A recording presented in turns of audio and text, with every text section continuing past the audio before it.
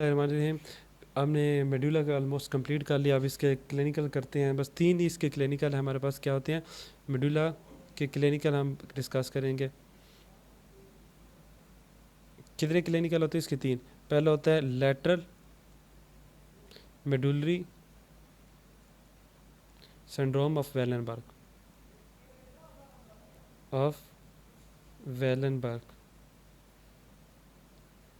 ये हमारे पास आ जाते हैं। मैं स्क्रीन को थोड़ा शॉर्ट कर लूँ। अच्छा, लेटर मेडुलरी सिंड्रोम ऑफ वेलनबर्ग, ठीक है, ये हमारे पास होता है। अब इसमें क्या होता है, देखो, इसको समझने के लिए मैं आपको एक ब्लड सप्लाई आपको छोटी सी करवा देता हूँ, जिसका मैं यहाँ से आपको दिखा देता हूँ बुक में, क्योंकि उसके एक अलग पूरी वीडियो मेरी मौजूद है, उसको आप देख सकते हैं अगर आपको समझनी हो पूरी। उसको कहते हैं circus of wheels. Circus of wheels कैसे बनता है, ये पूरे चैप्टर है, चैप्टर नंबर 17, ब्लड सप्लाई वाला चैप्टर। तो जब आप ब्लड सप्लाई वाला चैप्टर ये देखते हैं ना, तो ये इसको कहते हैं सर्कस ऑफ व्हीलस। ये कैसे बनता है, यहाँ पे देखोगे वर्टिब्रल आर्टरी आती हैं और मिलती हैं बेजिलर आर्टरी बना देती हैं, ठीक है। बेजिलर आर्टरी वो कुछ ब्रांचेस वगैरह देती हैं, वो तो आप यहाँ पे आपको नहीं बताता। वहाँ पे ना, यहाँ पे ये आखिरी ब्रांच देती है जिसे कहते हैं पोस्टीरियर सेरिब्रल आर्टरी। इसी तरह इंटरनल कैरोटिड आर्टरी, ये इंटीरियर सेरिब्रल देती है और पोस्टीरियर कम्युनिकेटिंग देती है ब्रांच। इस तरह एक सर्कल ये बन जाता है, ठीक है। ये बताने का मकसद ये था कि यहाँ पर बस जो होती है ना वर्टिब्रल आर्टरी, जब यहाँ पे मिल रही होती है और बेजिलर आर्टरी एक बनती है, उससे पहले वर्टिब्रल आर्टरी एक ब्रांच देती है जिसे कहते हैं पोस्टीरियर पाइका, PICA। इसे क्या कहते हैं, PICA, posterior inferior cerebellar artery. क्यों इसे कहते हैं, क्योंकि ये सेरिबेलम आप देख रहे हैं ना, ये सेरिबेलम पर है। ये ब्रांच जो है ना, ये वर्टिब्रल आर्टरी देती पाइका, वो इसके इन्फीरियर साइड को, लेकिन पोस्टीरियरली इसकी इन्फीरियर साइड ऑफ सेरिबेलम को सप्लाई करती है। तो हम कहेंगे पोस्टीरियरली सेरिबेलम को नीचे से सप्लाई कर रही, तो वो क्या होगी, पोस्टीरियर इन्फीरियर सेरिबेलर आर्टरी। इसी तरह उसके नीचे वाली साइड को इंटीरियर साइड से भी सप्लाई कर रही होती है, उससे कहते हैं इंटीरियर इन्फीरियर। आगे से नीचे सप्लाई कर रही है सेरिबेलम को, इंटीरियर इन्फीरियर सेरिबेलर आर्टरी। तो ये चीज़ें मैं आपको क्यों बता रहा हूँ, इसका बताने का ये मकसद था कि आपको एक चीज़ समझ आ गई कि एक होती है वर्टिब्रल आर्टरी, ठीक है। ये आप जब ब्लड सप्लाई वाला चैप्टर करेंगे तो तब तो आपको बिल्कुल ईजी लगेगा। वर्टिब्रल आर्टरी की एक ब्रांच होती है, उसको कहते हैं पाइका। क्या कहते हैं, पाइका। अब उसका पाइका क्या होती है, पोस्टीरियर इन्फीरियर सेरिबेलर, सेरिब्रल नहीं है, ये सेरिबेलम को सप्लाई करती है, इसलिए इसका नाम है सेरिबेलर आर्टरी। अब ये सेरिबेलम को सप्लाई करने के साथ साथ क्या इसका एक काम तो सारे फैलियम को सप्लाई करती है, दूसरा इसका काम है लेटरल साइड जो है ना, लेटरल साइड ऑफ मेडुला, उसको ये सप्लाई कर रही होती है। अब चूँकि लेटर साइड ऑफ मेडुला को सप्लाई कर रही होती है, तो इसकी जब थ्रोम्बोसिस हो जाती है, ब्लड सप्लाई इसकी कंप्रोमाइज़ हो जाती है, तो हमारे पास क्या होता है, जो कुछ साइंस एंड सिम्टम आते हैं, कुछ एक सिंड्रोम की कंडीशन आती है, जिससे हम क्या कहते हैं, लेटर सिंड्रोम ऑफ वेलनबर्ग। अब देखो यार, बिल्कुल आसान है, क्योंकि ये ब्लड सप्लाई होगी कंप्रोमाइज, तो क्या होगा, मेडुला के डिफेक्ट होगा। अब मेडुला के डिफेक्ट में कौन सी साइंस एंड सिम्टम्स आएंगे, ये आपने रटा नहीं लगानी। देखो, मैंने पहली वीडियो में मैं इसलिए बताया था कि कौन से न्यूक्लियाई मेडुला में होते हैं, 9, 10, 11, 12। किनिन 9 कौन सी थी, ग्लोसोफ्रिंजियल वेगस 10, 11 एसेसरी और 12 हाइपोग्लोसा। तो जो नर्व है ना, उन्हीं के आपने डिफेक्ट लिख देने हैं, ठीक है। अब उनके डिफेक्ट आपने याद करने। अच्छा, इसमें आपने क्या याद करना है, सबसे पहला जो एक चीज़ याद करनी है, मैं आपको बुक से करा देता हूँ। ये देखें, ये मैं आपको ये वाला क्लिनिकल करा रहा हूँ, lateral syndrome of Wallenberg, lateral medullary syndrome of Wallenberg में देखो क्या होता है। The lateral part of the medulla oblongata is supplied by the posterior inferior cerebellar artery, जिसे हम कहते हैं Paika, is usually a branch of vertebral artery. Thrombosis of either of these arteries produce the following signs and symptoms. ये आपने को ये जो letter medullary syndrome यहाँ तक लिखा हुआ है ना यार, ये इतना इंपॉर्टेंट है कि हर इस लाइन के एक नंबर है। ये क्वेश्चन इसी तरह आता है, और इस क्वेश्चन में पता क्या पूछते हैं कि बताए लेटर मेडुलर सिंड्रोम ऑफ वेलनबर्ग क्या है, या बाजू का वो साइंस एंड सिम्टम दे देते हैं ये जो पढ़े हैं, और पूछ लेते हैं ये कौन सी कंडीशन है, और ये पूछ लेते हैं ये कंडीशन क्यों है। तो आपने कैसे याद रखना है, सबसे पहले साइंस एंड सिम्टम में दिए डिस्फेगिया और डिसआर्थरिया, मतलब खाने में और उसे बोलने में दुश्वारी होती है, ठीक है।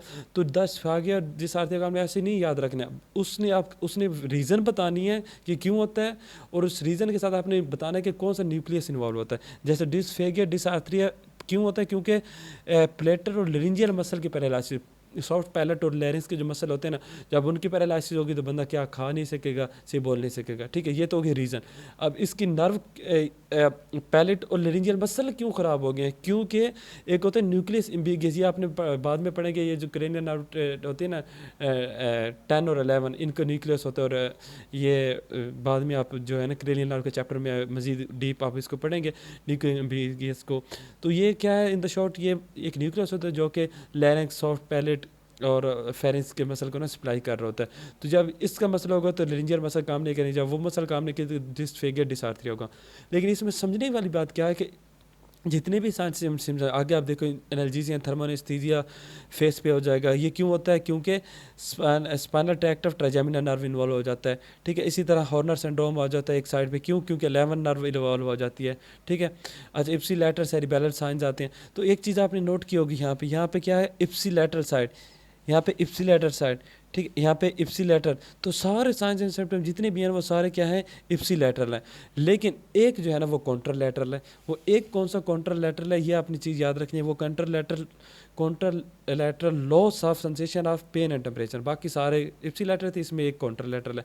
तो ये आपने इसी तरह याद कर लेना, इसको रट्टा लगा लेना है। वैसे रट्टा नहीं लगाना, आपने इस तरह याद करने कि कौन सी क्रेनियल नर्व और उसका न्यूक्लियस कौन सा है। इसको बेहतरीन असल इन्होंने चैप्टर नंबर दिया इसमें, मेडुला के चैप्टर में ये का इसे होना चाहिए था क्रेनियल नर्व के न्यूक्लियाई वाले चैप्टर, क्योंकि हर न्यूक्लियाई के इनको फंक्शन के साथ इन्होंने ना डिटेल दी। तो घबराना नहीं है आपने, जब वो चैप्टर कंप्लीट कर लेंगे तो ये आपको ईजिली हो जाएगा। इसी तरह मेडुलरी सिंड्रोम, जो मीडियल मेडुलरी सिंड्रोम होता है, ये इतना इंपॉर्टेंट तो नहीं है, लेटर ज़्यादा इंपॉर्टेंट। इसमें भी क्या होता है, वहाँ पे तो वर्टिब्रल आर्टरी की ब्रांच पाइका का मसला हो रहा था, यहाँ पे डायरेक्ट जो वर्टिब्रल आर्टरी होती है ना उसकी जो है ना कंप्रोमाइज ब्लड सप्लाई की वजह से ये जो होती है ना मसला आ सकता है, ठीक है। इसमें मीडियल साइड इन्वॉल्व हो जाती है।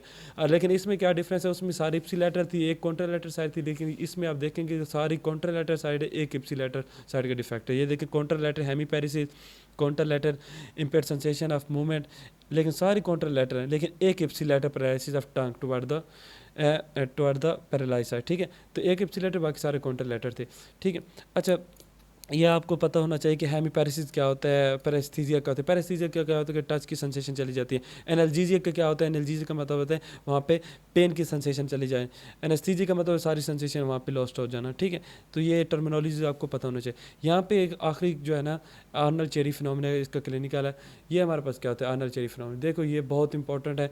आपने जैसे मैं फोरामेन मैग्निम आपने पढ़ा होगा, इस तरह ब्रेन होता है ना, तो ब्रेन के नीचे से जैसे ब्रेन ख़त्म होता है तो नीचे स्पाइनल कॉर्ड होती है। तो स्पाइनल कॉर्ड जो होती है ना, जैसे ये ब्रेन, ये सारा ब्रेन स्टेम है, ये ख़त्म होती है, स्पाइनल कॉर्ड होती है। ब्रेन और स्पाइनल कॉर्ड ये तो सारी चीज़ होती है खोपड़ी में, बाकी सारी होते हैं वर्टिब्रल कॉलम में।